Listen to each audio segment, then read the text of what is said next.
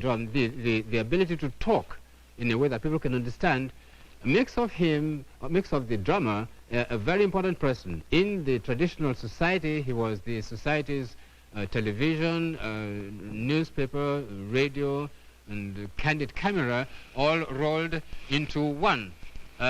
So you can see that where he has charge of an orchestra, he becomes a very important person indeed. And in fact, he is responsible for this type of music which you can hear in almost any village in Africa.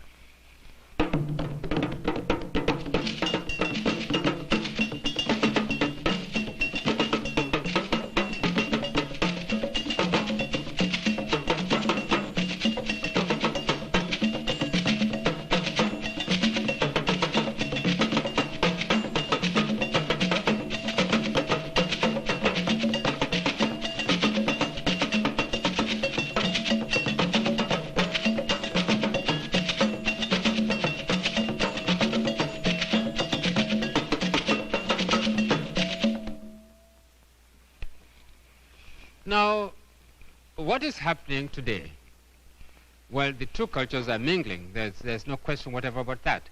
And one of the results is one of the most popular forms of music which is now very much in vogue, not only in Africa but outside Africa. Some people say it really originated from Ghana. Some say it's not from Ghana, from outside Africa. We don't know. But what we do know is that in almost every club, every club in West Africa, this high life is enjoying a very great popularity. There is a very fine example of this type of music, which is the result of the fusion of the mingling of these two cultures in the Tolani, which has been written by our master drummer, Solomon Ilori, and this I think we're going to hear right now, and I'm going to enjoy playing it with his group.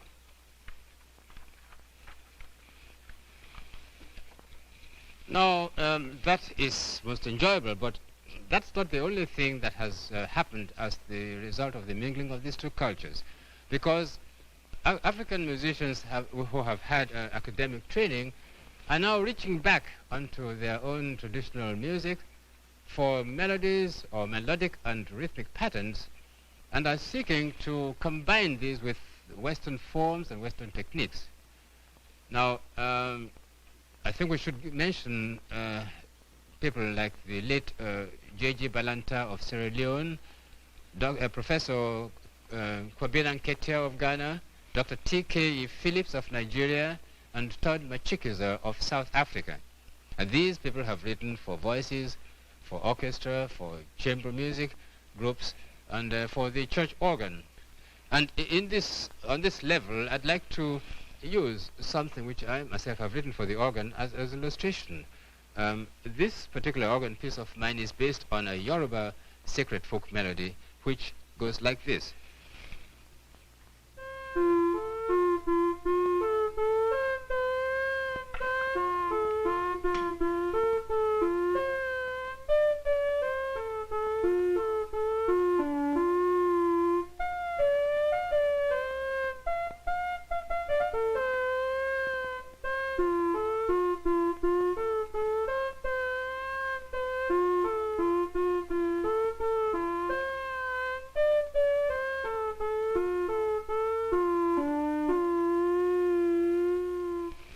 And the organ piece which uses that tune is like this.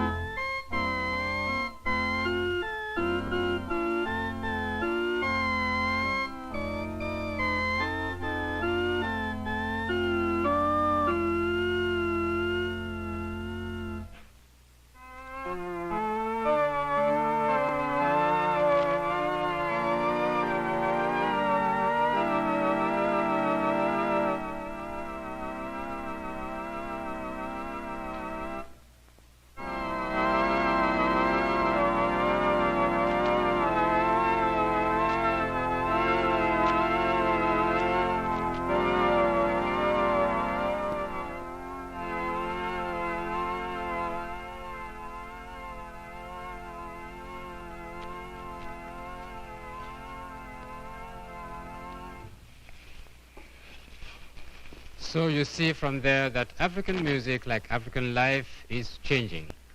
we've had a mingling of two cultures, and each has much to gain, much to learn from the other. However you may feel, whatever you may feel about that, we are sure that we have much to gain from the West, and that we are expanding our own musical vocabulary through this contact. But in the main, what we hope to do is to reach back to our past, to preserve it, to use it as a foundation on which to build, because it's been truly said that the man that hath no past has no future.